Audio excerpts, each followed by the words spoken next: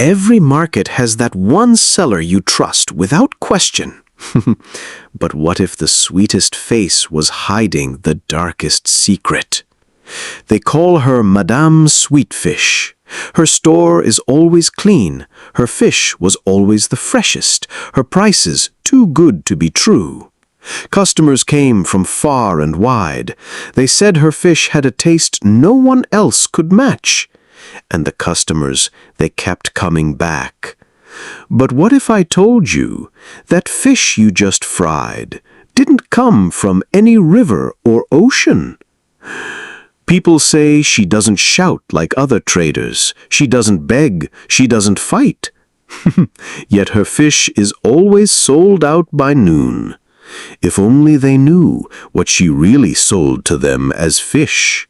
In the quiet heart of Umuzu, a small village surrounded by thick green forest and red earth roots, lived a woman named Nnenna.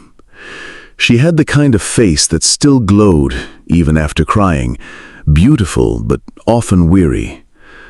Her story began like a sweet folk song, simple and warm. She married Obina, the man her heart chose. Even though her parents had warned her, Obina had no riches, no lands beyond the small farmland passed to him by his late father. But what he lacked in money, he made up for in kindness, patience, and a deep love that wrapped around Nnenna like a warm wrapper on a Harmattan morning. The villagers whispered, why would a girl like Nnenna marry a poor farmer? But she didn't care. She had her husband, their small house, and the joy of 2 healthy children, Kamsi, their quiet, observant son, and Chimamanda, their bubbly daughter, with a loud laugh that echoed through the compound. Obina's farm was their only means of survival. He grew yams, okra, and cassava. During harvest, they would go to the market, sell what they could, and return home with salt, palm oil, and occasionally a tiny bag of rice as a treat. Life wasn't easy, but it was honest, and it was enough. Until it wasn't. One morning, Obina woke up coughing. At first, they thought it was just catarrh, but days turned to weeks, and the cough got worse. His strong hands, once full of life, started trembling. His legs weakened. His laughter faded. Nnenna took him to Umuzu General Hospital, a faded building with peeling walls and nurses who worked like ghosts. He was admitted, but he wasn't getting better. The doctor spoke in circles. Test this, ingest that, try this medicine. Nnenna didn't understand half of what they said. But she nodded, paid, prayed, and waited. Soon, the small savings they had disappeared, like morning dew. She sold her wrappers, her kitchen pots, even the small generator Obina once bought during a good harvest year. Still, Obina grew weaker. She went to his brothers, AK and Chukuma, and begged them for help. Please, he's your brother. I have done all I can. Help me save him, she pleaded.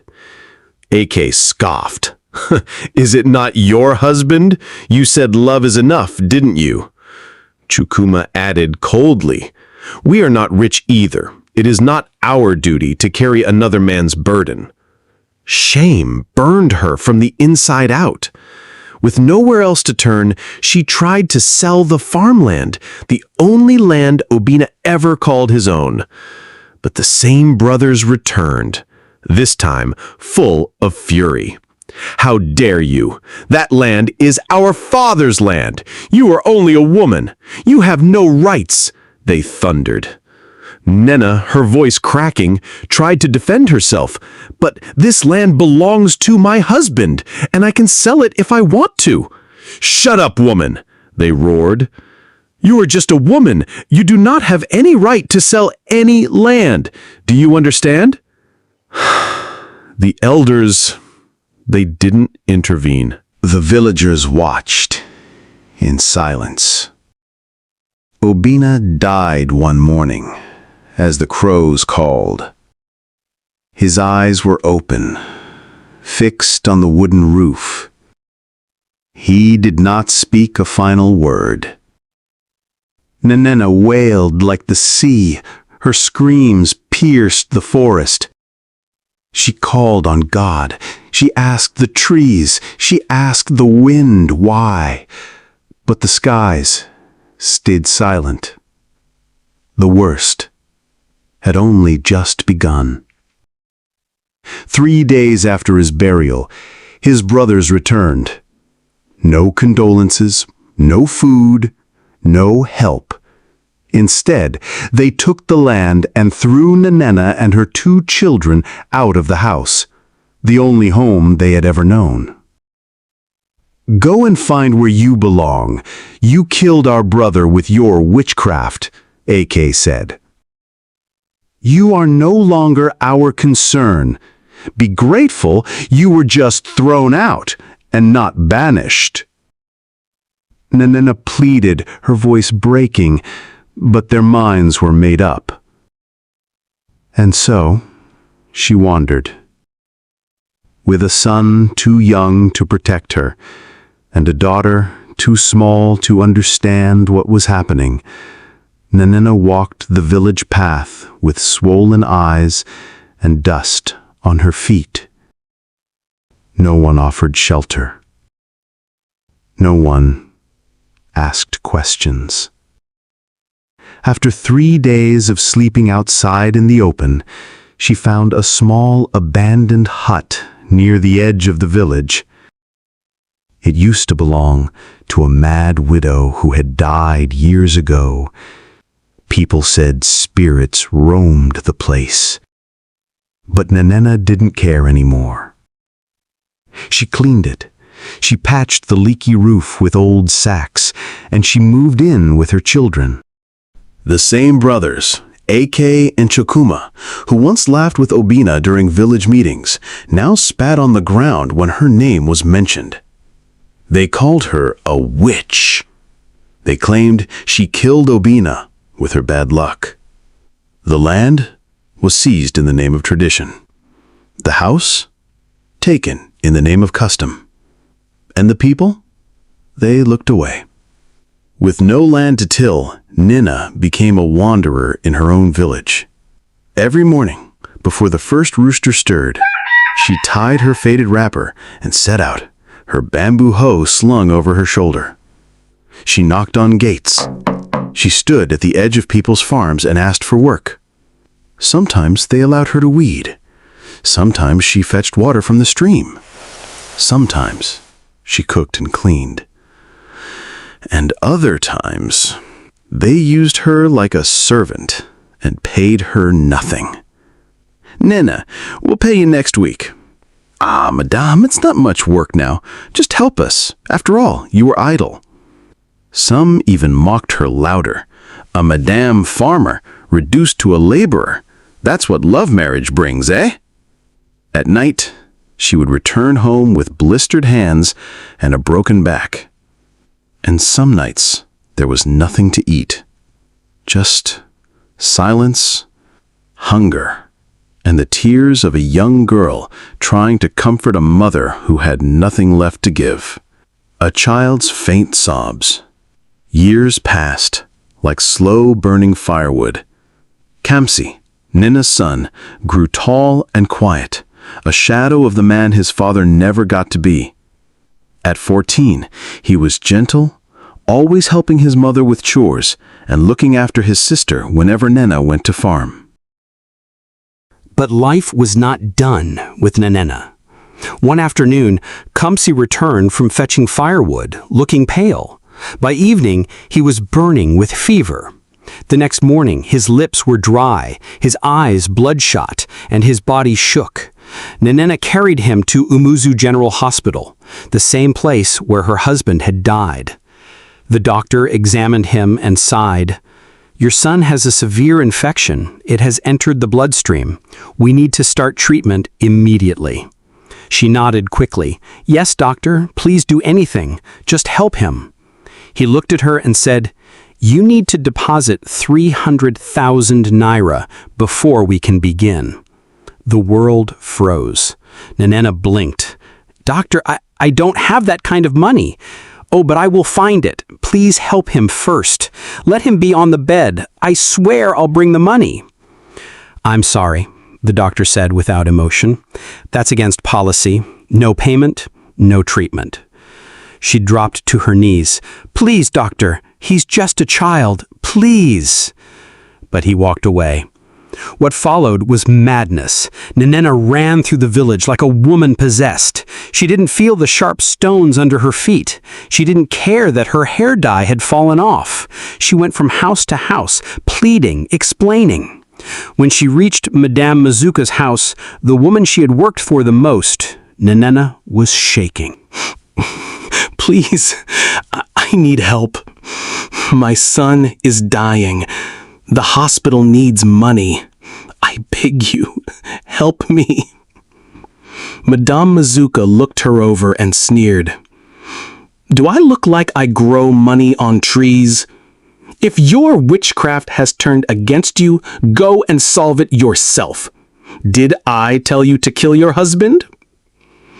Nnenna trembled. "Please, then pay me the money I worked for. I will use it to start asking others." Madame Mazuka laughed. "I don't have anything now. Come back next week when I've sold my vegetables." Nnenna wept openly, holding Madame Mazuka's feet. "Please, please, please." But the woman turned and walked away, closing the door. The others she approached treated her worse. Some didn't open their doors. Some said, "Your suffering is punishment from the gods." She returned to the hospital with nothing but tears. That night, Kamsi died, his body still warm, his eyes half open, like he was waiting for her return. Nnenna screamed. She clutched his body and howled into the night. No one came. No one knocked. Even the nurses stayed away, muttering about bad spirits. She sat by his bedside till morning. No food, no water, no sleep. For days, Nnenna refused to eat. Her daughter, Chimamanda, now 15, tried to force her to drink water, to choose something. But her mother's soul had gone quiet. She sat in silence, staring at the wall of their hut, her face pale, her eyes dull, her back bent not from age, but from despair. After Obina and Kami were buried, life didn't stop for Nnenna and Chimamanda. Even though it felt like the world had ended, they still had to eat, still had to breathe, still had to survive. And so mother and daughter worked together like shadows under the sun. Each morning before the cock crowed in Umuzu, Chimamanda tied her mother's headscarf for her. They stepped out into the rising dawn of the village path, tools in hand, hearts heavy. They moved from farm to farm, clearing weeds, fetching water, grinding melon seeds, pounding yam, washing clothes. It didn't matter what the job was. As long as someone was willing to pay a few nira, they would do it. Some days, they returned with a little food. Other days, nothing but blisters and bruises. Then, 2 years later, everything changed again. Nnenna fell sick. At first, she thought it was exhaustion, just the body protesting after years of bending, bleeding, suffering. But it wasn't. Her joints ached, her chest burned, her body shook. She could no longer go to the farms. Chimamanda, now 17, took over. She cooked, cleaned, worked in place of her mother, and she also watched her slowly waste away. When the fever got worse, Chimamanda ran to the village chemist, clutching the last nira of their savings, tattered notes folded tightly in her palm. The man at the counter gave her some tablets and told her to come back if it didn't work. It didn't. Nnenna's condition worsened. Her breathing grew labored. Her eyes dimmed with desperation. A week later, Nnenna died quietly, without a final word. Her lips parted, her hair spread like dry twigs. Chimamanda screamed, but there was no one to answer. At a shallow grave behind the old hut, she dug alone. No prayers, No condolences, just pain. The villagers murmured again. She's cursed. She buried her whole family. She must be a witch, like her mother.